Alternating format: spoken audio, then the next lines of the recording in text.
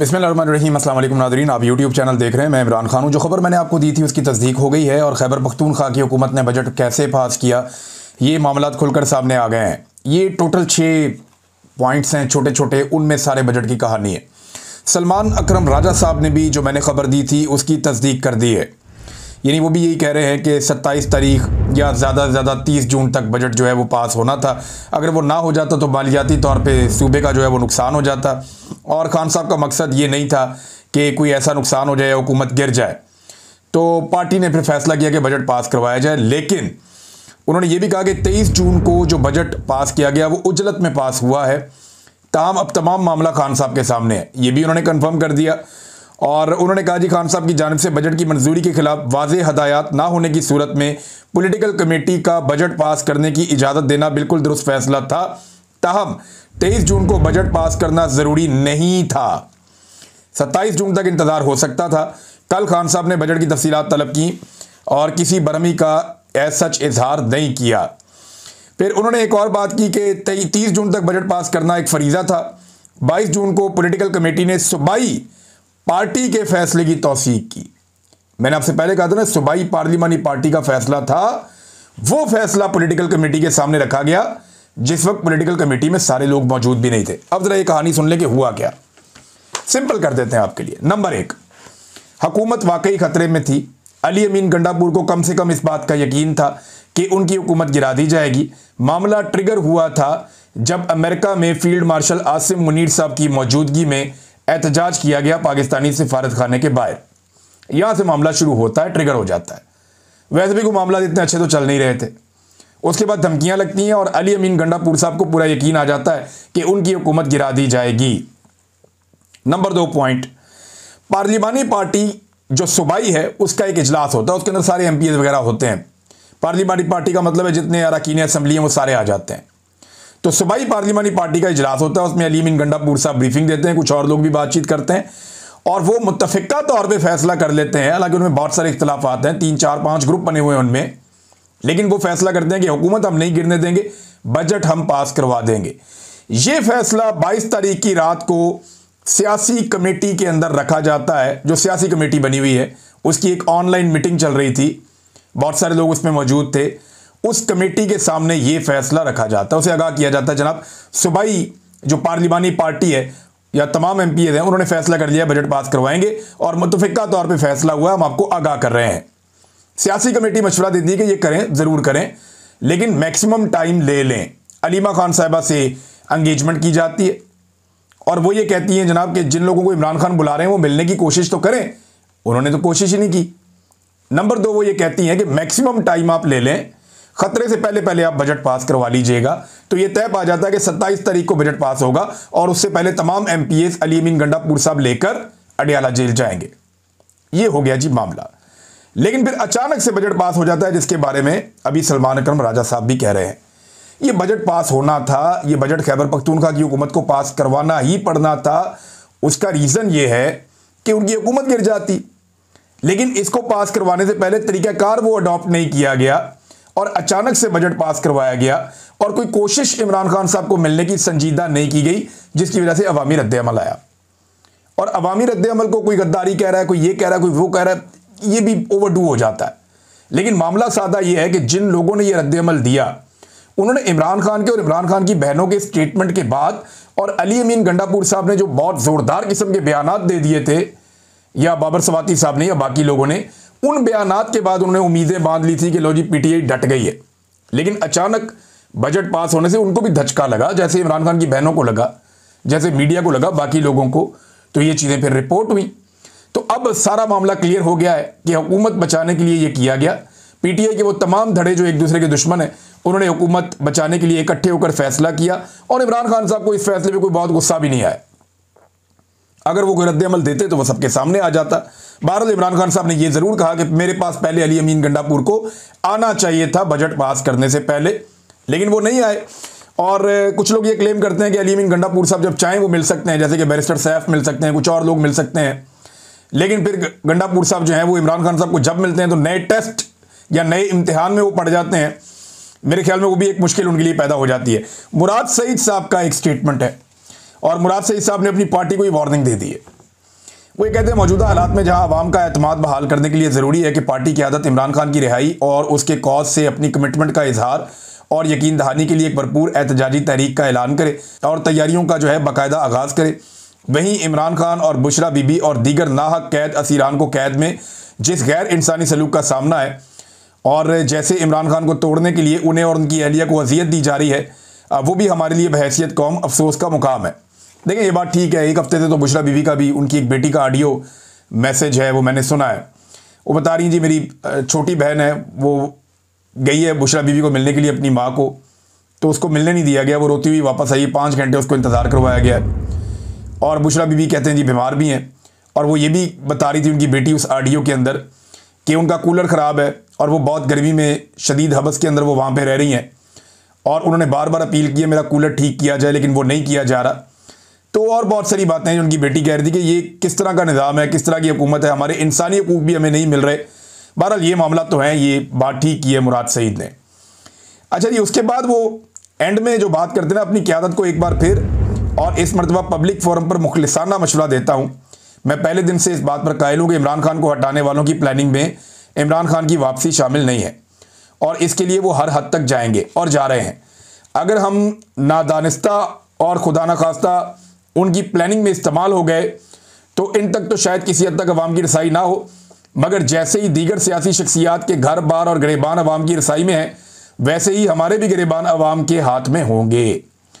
और जहां हमें इमरान खान के नाम पर इस कौम ने सर आंखों पर बिठाया है, कौम के गज़ब का निशाना हमने भी बनना है। इमरान खान की खातिर ना से ही अपनी खातरी मामलात की संगीनी का एहसास कर लें।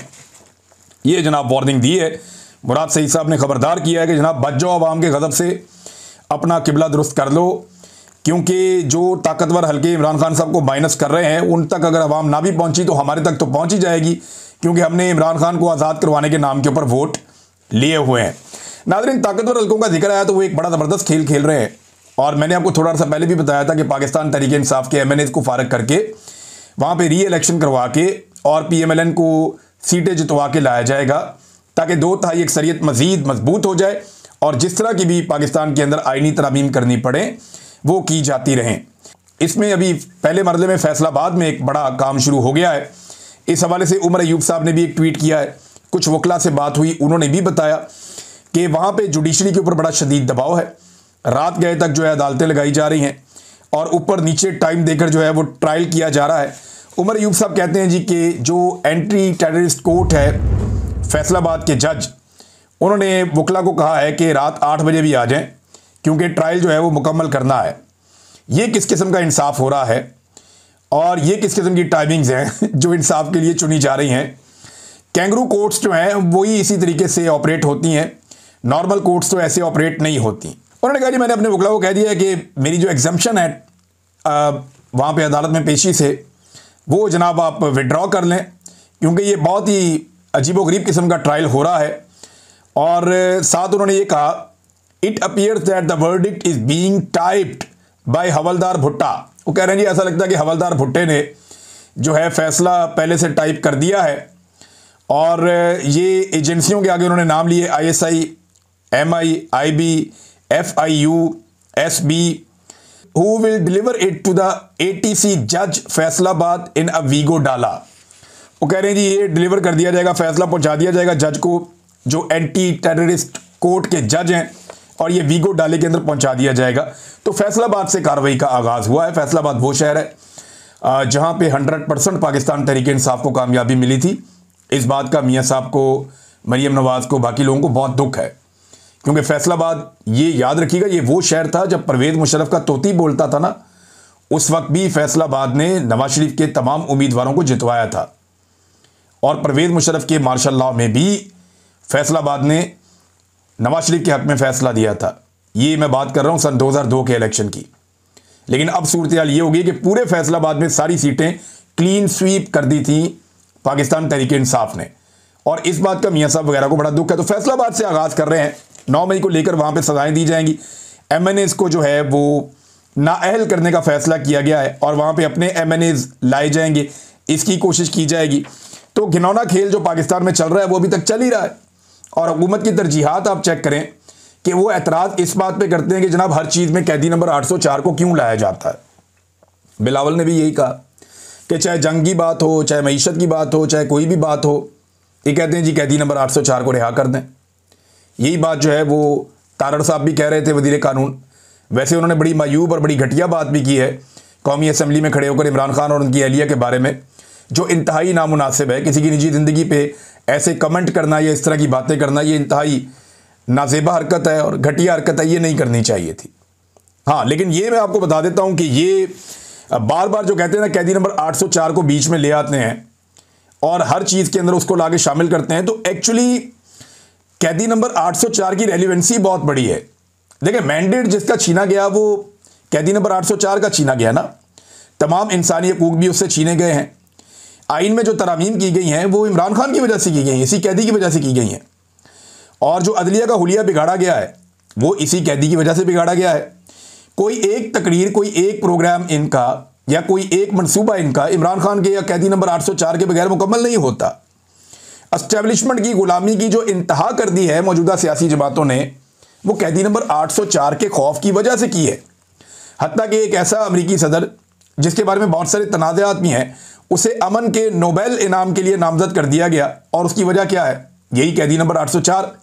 अरबों रुपए के इश्तिहारात दिए जाते हैं अपनी मशहूरी के लिए, क्योंकि कैदी नंबर 804 का मुकाबला नहीं कर सकते। मीडिया पर पाबंदियां लगाई गई, इंसानी हकूक की पामालियां की गई, हर चीज़ पे कैदी नंबर 804, इनकी नज़र, इनका फोकस सिर्फ वहीं पे होता है। फोबिया हो गया इनको इमरान खान का, और वो होना ही था, क्योंकि पूरी कौम इस वक्त इमरान खान के साथ खड़ी है। यानी आप ये देख लेना कि अवाम में मकबूल कौन है। आप कहीं पे कोई भी सर्वे करवा कर देख लें, किसी भी कंपनी से करवा कर देख लें, आपको पता चल जाएगा कि अवामी मकबूलियत में इमरान खान का ये कहीं मुकाबला नहीं कर पा रहे, इमरान खान से बहुत पीछे हैं। अच्छा, जब अपोजिशन, यही वाली अपोजिशन महंगाई पे निकलना चाहे या फ़लस्तीन के मामले पे निकलना चाहे तो इनको डंडे भी मारते हैं। बल्कि अजीब बात आपको बताता हूँ कि कैदी नंबर 804 की जमात के अलावा बाकी तमाम जमातों को थोड़ा बहुत उनका जमहूरी हक मिल जाता है कि आप आए, आकर अपना एहतजाज करें, लेकिन कैदी नंबर 804 को नहीं मिलता या उसकी जमात को नहीं मिलता, ना उन्हें इंसाफ मिलता है। तो एक्चुअली ये पूरा मुल्क, पूरा निज़ाम, एस्टेब्लिशमेंट सारे इमरान खान के फोबिया का शिकार है। यानी आप कोई भी सवाल इमरान खान से रिलेटेड करें, इनके मुंह से झाग निकलना शुरू हो जाती है, परेशान हो जाते हैं, क्योंकि इमरान खान ने अपनी रेजिलियंस से इनसे इनका सियासी मुस्तकबिल जो है वो मशकूक बना दिया है। इन्हें आइडिया ही नहीं है कल इनके साथ क्या होगा, और इसी डर की वजह से ये इस इक़्तिदार के साथ चिमटे हुए हैं और बेचारे जूते पॉलिश कर रहे हैं। दूसरा रास्ता ही कोई नहीं है इनके पास। नाज़रीन, जो जजेस लाए जा रहे हैं उनकी हालत आप चेक करें। यहाँ पे एक जज हैं मोहतरम सरफराज डोगर साहब, इन्हें लाया गया है इस्लामाबाद हाई कोर्ट में, और इनका आप स्टेटमेंट देखेंगे आप हैरान हो जाएंगे कि पाकिस्तान में आइन कहाँ पे और कानून कहाँ पे है। चेयरमैन पीसीबी मोहसिन नकवी की तैनाती के खिलाफ दरखास्त दायर हुई थी। उसकी समाअत के दौरान कायम मकाम चीफ जस्टिस सरफराज डोगर ने मोहसिन नकवी के हक में हैरान कुन रिमार्क्स दे दिए। यानी चीफ जस्टिस ने कहा कि चेयरमैन पीसीबी की कारकर्दगी उम्दा है। यानी आप कैसे फैसला कर सकते हैं, इतने सारे टूर्नामेंट हार के बेड़ा गर्क हो गया पाकिस्तान का और कारकर्दगी उम्दा है। ये फैसला आप कैसे कर सकते हैं कि कारकर्दगी उम्दा है? मुल्क में क्रिकेट के मुख्तलिफ टूर्नामेंट का इनेकाद किया जा रहा है, और भाई वो तो शुरू से हो रहे हैं और बहुत ज़्यादा हो रहे हैं। अगर उनके तकर्रर के अमल में आईने पाकिस्तान और पीसीबी के दस्तूर की खिलाफ वर्जी हुई है तो उसको छोड़कर आगे चले। ये स्टाइल था काजी फायद ईसा का, याद है आपको? जैसे कोई आइन की या कानून की बात आती थी तो काजी फायद ईसा साहब अदालत में बैठ के क्या कहते थे? आगे बढ़ें, छोड़ें इसको, आगे चलें, छोड़ें इसको, आगे चलें। वही स्टाइल जो है वो कॉपी किया है सरफराज डोगर साहब ने, ऐसा लगता है। और वो भी ये कह रहे हैं कि अगर उनके तैनाती के दौरान कोई आइन में या दस्तूर में किसी चीज़ की खिलाफ वर्जी की गई है तो छोड़ें उसको, बस आगे चलें। उन्होंने कहा सारा कुछ ठीक तो चल रहा है, आपको तकर्रुर से क्या मसला है? वकील ने कहा कि जनाब तैनाती का नोटिफिकेशन गैर आईनी और गैर कानूनी है, ये मसला है। तो चीफ जस्टिस हंसना शुरू हो गए। उन्होंने कहा जनाब मैं उनको कह देता हूं कि नया नोटिफिकेशन जारी कर दें। आप अंदाजा करें कि ये अदालतें कितनी कंप्रोमाइज हो चुकी हैं। अदालतें, यानी जब जजेस को ऐसे लाया जाएगा कि एक जज, वो इतने नीचे के लेवल के जज हैं, उनको उठा के ला के एक और अदालत में बैठा के वहाँ पे उन्हें चीफ जस्टिस बना दिया जाएगा, तो फिर उनको इसीलिए बनाया गया है ना कि जो उन्हें कहा जाता है वैसे वो ऐसा लगता है करते हैं। यानी ये तो दिखाई दे रहा है कि वो आइन कुछ और कह रहा है, कानून कुछ और कह रहा है, ज़ाब्ते और दस्तूर कुछ और कह रहा है, जो कवायद हैं वो कुछ और कह रहे हैं, लेकिन वो कहते हैं छोड़ो सारी चीज़ों को, खैर है, इसके बगैर भी चलेगा, आगे बढ़ो, बस काम बहुत अच्छा चल रहा है, मज़ा आ रहा है। भी जब आप चीफ जस्टिस की कुर्सी पे बैठ जाएंगे तो काम तो अच्छा ही चलेगा, मज़ा ही आएगा। जिनका हक मारा गया है उनसे पूछे ना कि उनका हक कैसे मारा गया। अब यही मोहसिन नकवी साहब हैं, इनके हवाले से एक और खबर लगी हुई है, अंडरपास फटाफट ये बनाते हैं, सड़कें वड़कें बनाते हैं। अब ऊपर नीचे खबरें आ रही हैं और बार बार खबरें आ रही हैं कि सड़कें धंस जाती हैं, कभी कभी अंडरपासों के अंदर पानी भर जाता है और कोई इन्हें पूछने वाला नहीं है। अरबों रुपए के प्रोजेक्ट्स हैं ये, अरबों रुपए के प्रोजेक्ट्स हैं, लेकिन कोई जवाबदेह नहीं है कि, और जवाब देने का किसी का दिल भी नहीं करता। यहाँ कौमी असम्बली में किसी ने सवाल पूछ लिया तो रज़ा हयात हराज साहब खड़े हुए। ये वैसे एस्टेब्लिशमेंट के बहुत करीबी सियासतदान हैं, हमेशा उन पॉलिटिकल पार्टीज़ में रहते हैं जो एस्टेब्लिशमेंट के करीब होती हैं और जो एस्टेब्लिशमेंट की मदद से इक़्तिदार में आती हैं। पीटीआई में भी गए थे ये हर जमात के अंदर चले जाते हैं, जो एस्टेब्लिश काफ लीग में भी चले गए थे। ये नहीं, जहाँ पे एस्टेब्लिशमेंट वहाँ पे ये लोग हैं। कुछ सियासतदान ऐसे हैं ना, वो एस्टेब्लिशमेंट की तरफ से हमेशा खेलते हैं। अब वो ये कह रहे हैं कि शर्म की बात है कि एक रुकन उठकर कहता है कि हमें बताया जाए कि फील्ड मार्शल, एयर चीफ और जर्नैल की तनख्वाह क्या है। यानी इसमें शर्म की बात क्या है भाई? क्या उन्हें तनख्वाह जो है वो कौमी खजाने से नहीं मिल रही? भाई तनख्वाह पूछना कौन सी शर्म की बात है? आप इंडिया में पूछ सकते हैं इंडियन आर्मी चीफ की तनख्वाह क्या है, अब अमेरिका में पूछ सकते हैं अमेरिकन आर्मी चीफ की तनख्वाह क्या है, मैं यहाँ बरतानिया में हूँ, यहाँ पूछ सकते हैं लोग। इसमें प्रॉब्लम क्या है? यानी अगर किसी ने पूछ लिया कि फील्ड मार्शल की, आर्मी चीफ की, जनरल की, किसी और की तनख्वाह कितनी है, तो इसमें क्या प्रॉब्लम है? बताना चाहिए। हर सरकारी मुलाजिम की तनख्वाह का पता होना चाहिए। भाई आवाम तनख्वाह दे रही है ना अपनी जेब से, तो इसमें प्रॉब्लम क्या है? इसमें शर्मिंदगी वाली बात क्या है? इसमें तो कोई शर्म की बात नहीं है। शर्म की बात तो यह है कि छुपाया जाए किसी बात को, किसी बात को राज में रखा जाए। हज़रत उमर फारूक रज़ियल्लाहु अन्हु से लोगों ने पूछ लिया, दूसरी चादर का हिसाब मांग लिया, तो उन्होंने कहा कि यह शर्म की बात है। वैसे हद हो गई है मेरी इनकी, वैसे इनके दिमाग की सलाहियतों पे मैं हैरान हो जाता हूं, जंग लग गया है इन लोगों को। भाई जब खलीफतुल वक्त, जो दुनिया के एक बहुत बड़े खित्ते पे हुक्मरानी करते थे, जिनके सामने कोई बोल नहीं सकता था, कुफार की टांगें कांपती थी, उनसे जब सवाल होता है तो वो जवाब देते हैं। और इस तरह का एक नहीं, दर्जनों मिसालें मौजूद हैं। जब वो लोग जवाब देते तो ये लोग जवाब दे क्यों नहीं है? भाई ये तो उनके पैरों की खाक के बराबर भी नहीं है, इनकी तो औकात ही टके की नहीं है, ये जवाब क्यों नहीं देंगे जब वो लोग जवाब देते थे?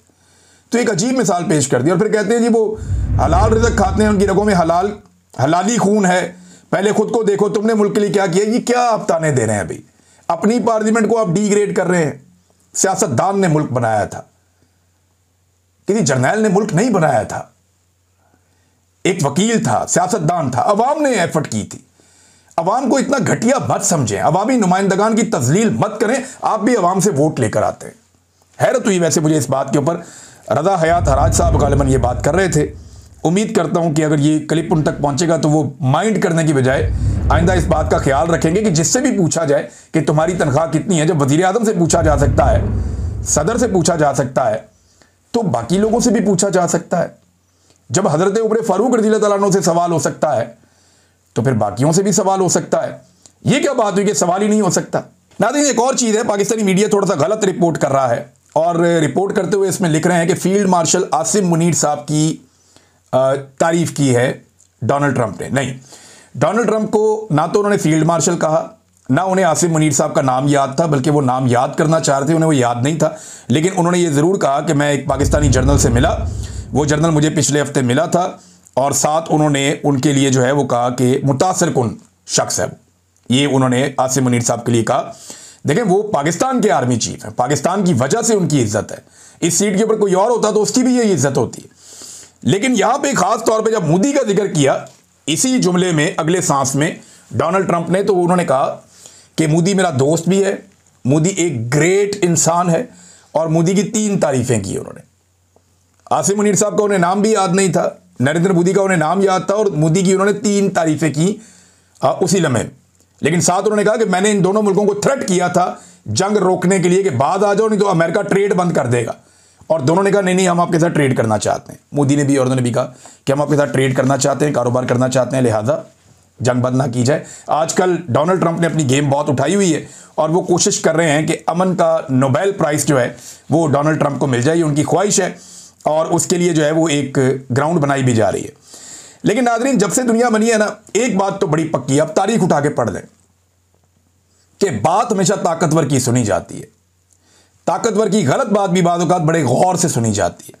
मिसाल के तौर पे जंगबंदी जब करवाई गई अमेरिका की जानिब से, बेशक वो एक ताकतवर मुल्क है, तो रूस की और यूक्रेन की जंगबंदी करवाई गई जहां पे दोनों एक दूसरे को मार रहे हैं। पाकिस्तान की और इंडिया की जंगबंदी करवाई गई जहां पे दोनों एक दूसरे को मार रहे हैं। ईरान की और इसराइल की जंगबंदी करवाई गई जहां पे दोनों एक दूसरे को मार रहे हैं। लेकिन कभी आपने देखा कि इसराइल की फलस्तीनियों के खिलाफ जंगबंदी करवाई जाए? वो नहीं करवाई जाती। क्यों? क्योंकि वहां पे एक फरीक मार रहा है और दूसरा निहत्था मार खा रहा है। तो इसी को कहते हैं कि जुर्म ज़ईफ़ी की सज़ा मर्गे मफाजात। ये कितनी अफसोसनाक सूरत हाल है। मेरे ख्याल में ये मौका था जहां पे सारे मुसलमानों को और सारी दुनिया को फ़ायदा उठाना चाहिए था और फ़लस्तीनियों के लिए उनका हक मांगना चाहिए था। जंगबंदी को 2 दिन हुए, गुज़िश्ता 2 दिनों में रोज़ाना 80 के करीब लोग शहीद हो रहे हैं। ये कल की जो रिपोर्ट है, परसों 80 के करीब थे, कल की रिपोर्ट में 78 गज़ा में फ़लस्तीनी शहीद हुए हैं। इसराइल अपना सारा भड़ास जाके गज़ा में निकाल रहा है, ऐसा लगता है। इंतहाई अफसोसनाक है। तमाम ममालिक को, तमाम इंसानी हकूक़ की तंजीमों को इस मामले के ऊपर फोकस करना चाहिए, क्योंकि अगर ये मामला ठीक हो जाता है ना, फ़लस्तीनियों को उनका हक मिल जाता है, तो इस खित्ते के अंदर फिर देर पा अमन हो जाएगा। वरना ये मसला ऐसे ही रहेगा और बार बार यहाँ पे चिंगारी भड़कती रहेगी। अब तक के लिए इतने, अपना ख्याल रखिएगा, अपने चैनल का भी। अल्लाह हाफ़िज़।